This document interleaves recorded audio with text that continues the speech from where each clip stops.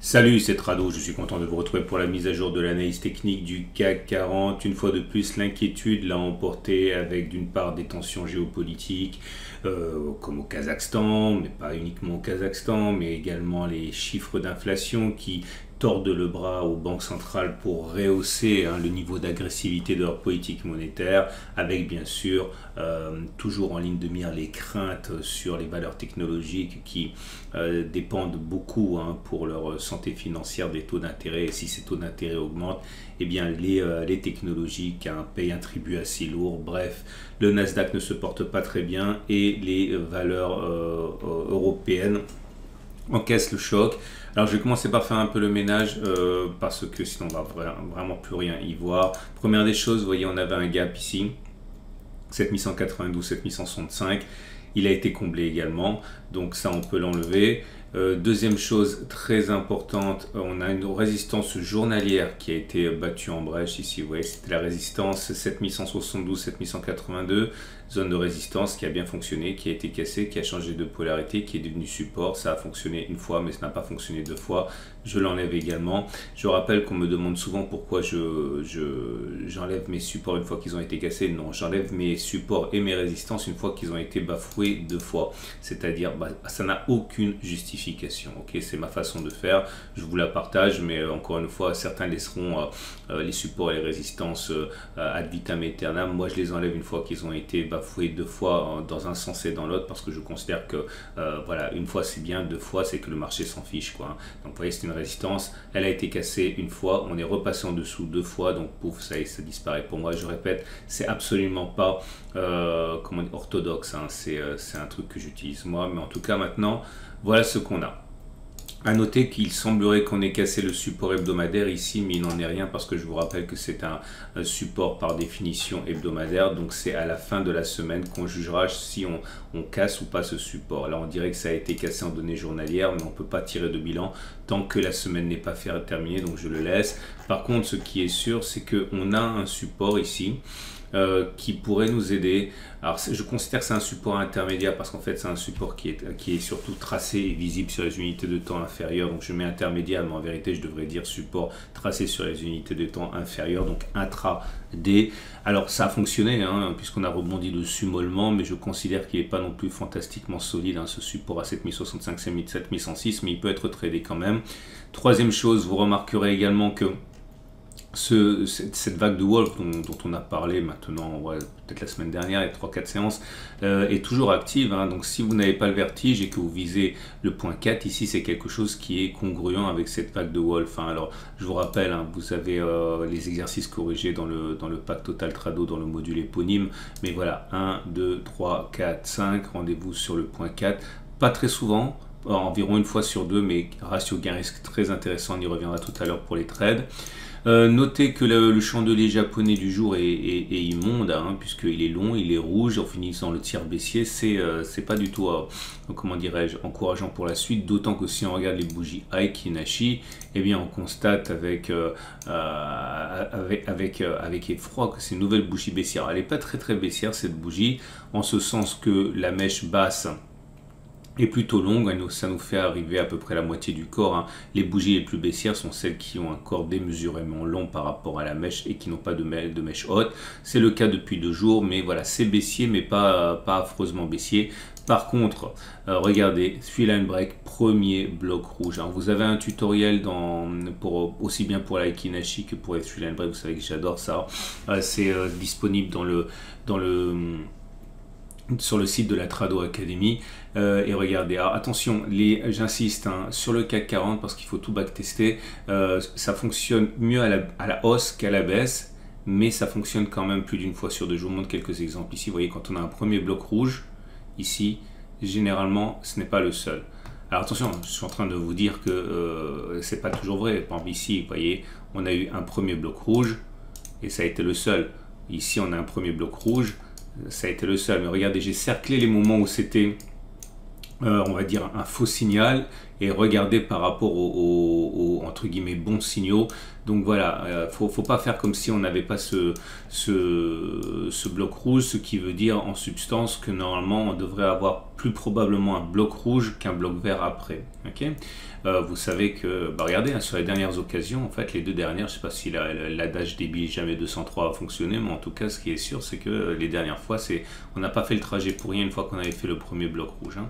À noter également au niveau des éléments techniques, ouais, je l'ai sous les yeux là, il y a le cycle de Schaff qui vient de délivrer un signal baissier, on a backtesté ça aussi et voilà, ça fonctionne plus souvent que ça n'échoue, mais pas de beaucoup, on a backtesté, mais encore une fois le ratio gain-risque nous amène à considérer qu'on n'a pas fait les plus bas. Je vous rappelle qu'on avait backtesté quelque chose de cette nature, c'est-à-dire qu'il était plus probable que l'on fasse la distance au-dessus des précédents sommets vers le bas que de faire les nouveaux sommets. Clairement, ça veut dire qu'il est peut-être plus probable qu'on fasse moins 4,07 que plus 4,07. Okay, mais pas de beaucoup, hein, j'insiste. Par contre, vous remarquerez, et là c'est intéressant aussi parce que ça on l'a backtesté, on a touché l'objectif de l'étoile du soir. Vous vous souvenez, on avait une étoile du soir ici, c'est-à-dire bougie verte, bougie rouge. La bougie 2 peut être n'importe quelle couleur. Bon, vous reportez vos exercices corrigés du Pack Total Trados sur les chandeliers japonais, mais l'idée c'est que on avait backtesté qu'il était plus plausible que l'on fasse moins 1,92 que plus 1,92. Clairement, regardez, il fallait pas faire moins 1,92 à peu près. Mais regardez, on allait faire 1,93 ici, donc c'est bon. Là aussi, hein, ça a été dans le sens des probabilités qu'on avait évoquées. Ce qui nous amène aux éléments autres, techniques. Moyenne mobile à 7 jours. Maintenant, attention, elle est descendante, donc la tendance immédiate et baissière. La moyenne mobile à 20 périodes, on est dessus. Elle nous a servi de support. Tendance générale, donc plutôt haussière encore. Par contre, non, la moyenne mobile à 50 jours, elle est ascendante en au-dessus, donc la tendance de fond est haussière.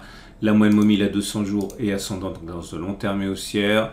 Les PRT bandes, ce que j'affectionne particulièrement, vous avez toujours une tendance qui est haussière. Les bandes de Bollinger sont en situation de, pas de convergence, si de convergence, mais bon, on se met dans une situation où les bandes de Bollinger semblent vouloir latéraliser, donc ça veut dire que tendance neutre pour cet indicateur technique. Et surtout, regardez, tada.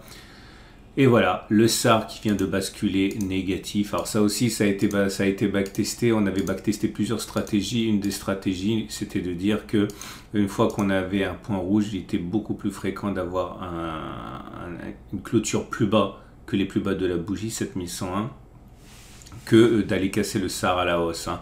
Clairement, il est plus plausible que l'on clôture plus bas que 7103 plutôt que l'on casse le SAR à la hausse. Hein. Donc ça voudrait dire que la baisse n'est pas terminée, clairement. Hein.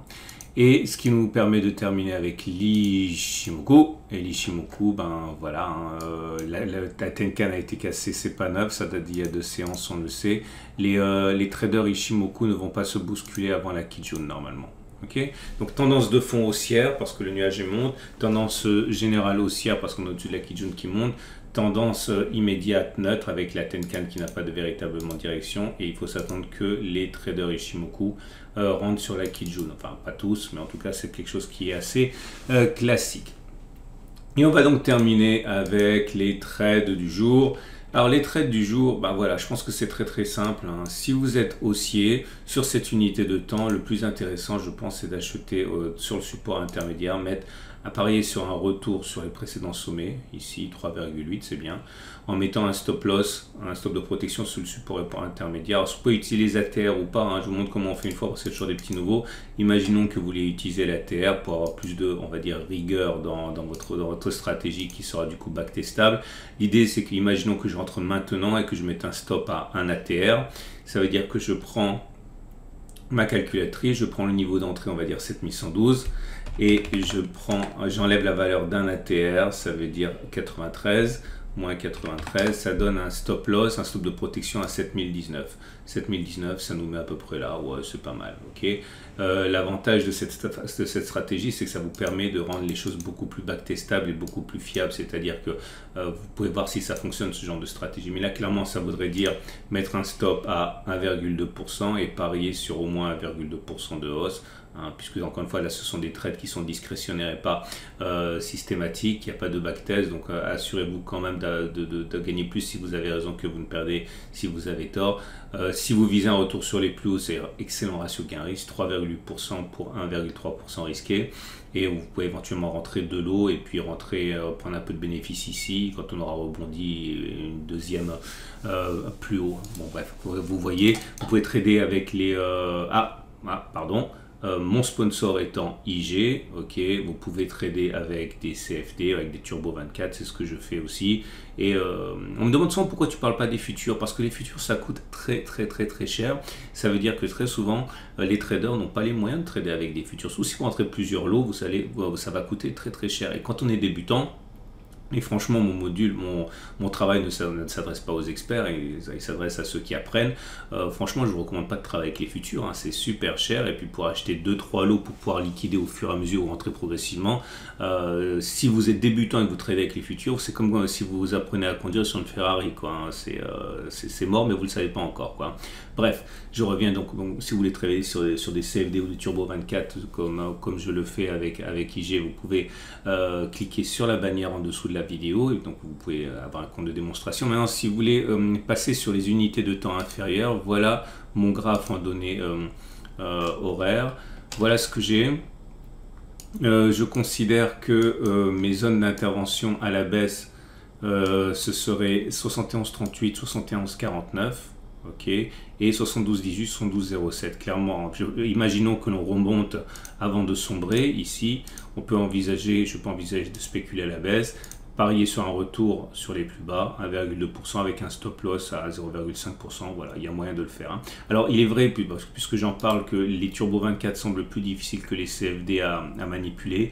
En un sens, c'est vrai, mais les Turbo 24 ont leurs avantages spécifiques. Pareil, en dessous de la vidéo, vous avez le lien pour aller découvrir ça. Il y a des vidéos d'initiation notamment faites par Christophe qui sont Christophe Berthe, qui sont très bien faites. Voilà, on a fait le tour. Si vous voulez acheter sur cette unité de temps, je vois pas trop, hein. Je pense qu'il faut si, sur le support intermédiaire on le retrouve, hein, c'est ce que j'ai mentionné tout à l'heure. Donc vous attendez que ça s'enfonce un petit peu.